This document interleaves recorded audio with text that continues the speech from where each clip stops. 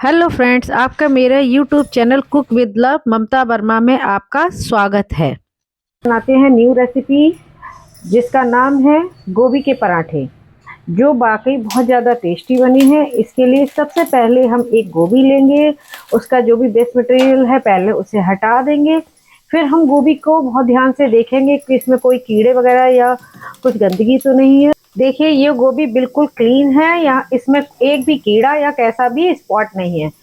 हमने एकदम साफ और अच्छा सा गोभी लिया है। उसके बाद मैंने जितना ज़रूरत था उसके बड़े बड़े टुकड़ों में मैंने उसे निकाल लिया है, बाकी का गोभी हटा दिया है। इसके बाद हमने इसे एक चॉपर में बड़े पीसेस में कट करके हमने उसमें डाला है। फिर हम इसे बंद करके इसको हम चॉप करेंगे, क्योंकि इससे छोटे छोटे हमें सबसे ज़्यादा महीन और बारीक चाहिए, इसलिए हमने चॉपर का यूज़ किया है। यदि आप पर चॉपर ना हो तो आप ग्राइंडर का भी यूज़ कर सकते हैं। देखिए ग्राइंडर से कितना बारीक और कितना महीन चॉप हुआ है, ये देखिएगा। इसके बाद हम इसको एक बर्तन में सारे जितना भी हमने चॉप किया है गोभी को उसको हम निकाल लेंगे। फिर हम उसे साफ पानी से 2 से 3 बार या 4 बार कम से कम वॉश करेंगे। फिर जब ये अच्छे से साफ हो जाए उसके बाद हम इसमें 1 चम्मच सॉल्ट डालेंगे, जिससे इसमें में से एक्सेस वाटर जो भी है बाहर आ जाए। फिर हम इसे एक बर्तन की सहायता से ढककर रख देंगे। अब हम इसे एक साइड करते हैं।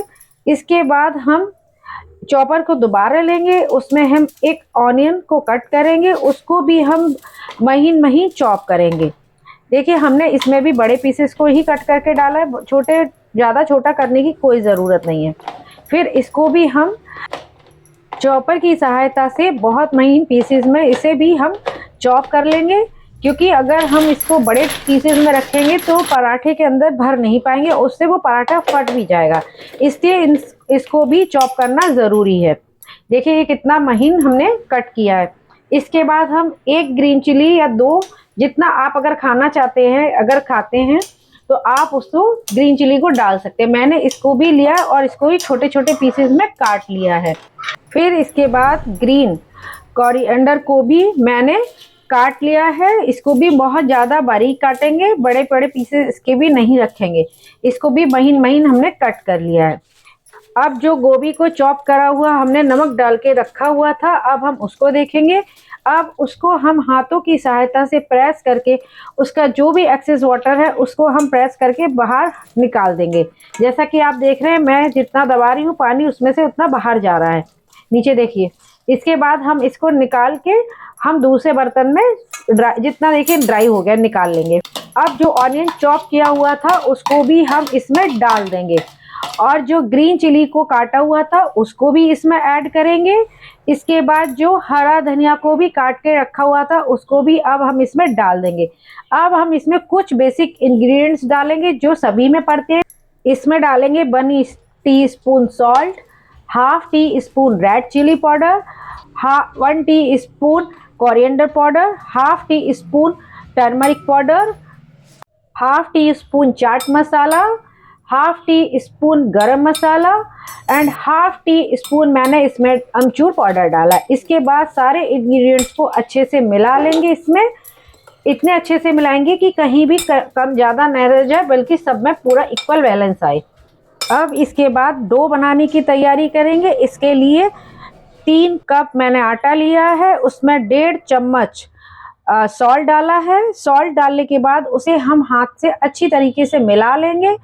फिर पानी की सहायता से डो मारना शुरू कर देंगे। जब हम इस डो को बनाएंगे तो ये चीज़ बहुत ध्यान रखेंगे कि ये हमें जो डो बनाना है वो बहुत सॉफ्ट बनाना है, हार्ड बिल्कुल नहीं रखना है।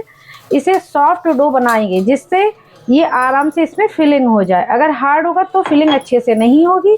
सॉफ्ट डो बनाने से इसमें अच्छी सी फिलिंग हो जाएगी। देखिए हमने ज़्यादा हार्ड डो बिल्कुल नहीं बनाया है, बिल्कुल सॉफ्ट डो बना के तैयार किया है, जैसा कि आप इस वीडियो में देख रहे हैं। ये हमारा सॉफ्ट डो बनके तैयार हो गया। इसके बाद डो में से एक छोटा सा पेड़ा निकालेंगे, फिर हाथ की सहायता से उसे हम पहले थोड़ा सा फैला लेंगे, फ्लैट करेंगे। फिर उसमें हम फिलिंग करने के लिए पहले एक गहराई बनाएंगे, फिर उसके अंदर हमें जितनी भी फिलिंग करनी है उस जो हमने गोभी को चॉप करके तैयार किया था उसको हम इसके अंदर आराम से भर देंगे, जितना भी हमें इसमें भरना है। फिर हम उसे उंगलियों की सहायता से धीरे धीरे ऊपर से बंद करना, सील करना शुरू कर देंगे, जैसा कि आप इसमें देख रहे हैं। अब मैंने इसको अच्छे से सील कर दिया है। अब इसे बेलन की सहायता से पहले हम इसमें थोड़ा सा डस्ट लगाएंगे जिससे चिपके ना चकले पर। इसमें डस्ट लगाने के बाद इसको हम बेलन की सहायता से धीरे धीरे आराम से गोल गोल बेलने की कोशिश करेंगे, जैसा कि आप देख रहे हैं। आप लोगों ने पहले भी अपने घर में देखा ही होगा मम्मियाँ लोगों को बनाते हुए, क्योंकि ये सबसे ज़्यादा बेसिक है। इस तरीके से ये सबसे इजी तरीका होता है भर के बनाना गोल गोल करके, क्योंकि ये हम लोगों ने बचपन से देखा हुआ होता है। देखिए ये हमारा बनके लगभग पूरा तैयार हो गया बिल्कुल। अब हम इसे तवे पर डालेंगे।